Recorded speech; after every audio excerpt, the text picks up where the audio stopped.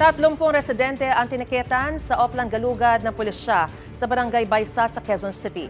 Arestado naman ang isang lalaki matapos mahulihan ng improvised na baril. May unang balita si James Agustin.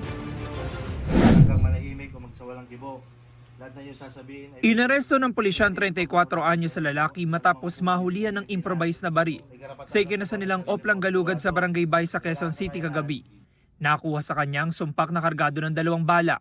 Natsyempuhan po ng ating mga personnel, in plain view, in possession po siya ng improvised handgun.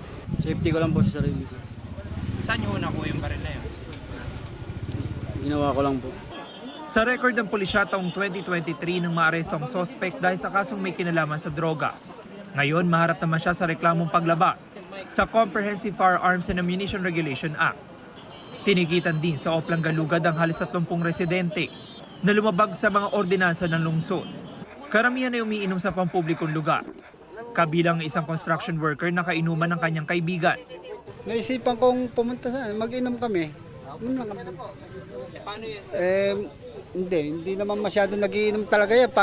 Mula ng linggo, nung nakainom ako, parang inulit ko lang uli. Ang iba naman walang suot na damit pang itaas.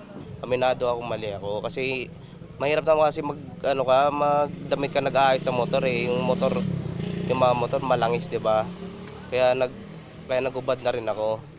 Inimpound din ang ilang motorsiklo. Ayon sa QCPD, mas pinaigting nila ang pagsasagwa ng Oplan Galugad sa iba't ibang barangay. Tinitingnan natin kung saan kung saan mataas yung crime volume, doon tayo nagpo-focus at nagdi-deploy din ng tao. May panawagan din ng mga otoridad sa mga residente. Pag may mga suspected individuals na medyo kahina-hinala, i-report agad nila sa 911 or doon sa barangay official na nakakasakop doon. At maganda naman ang ugnayan natin sa mga barangay official dito.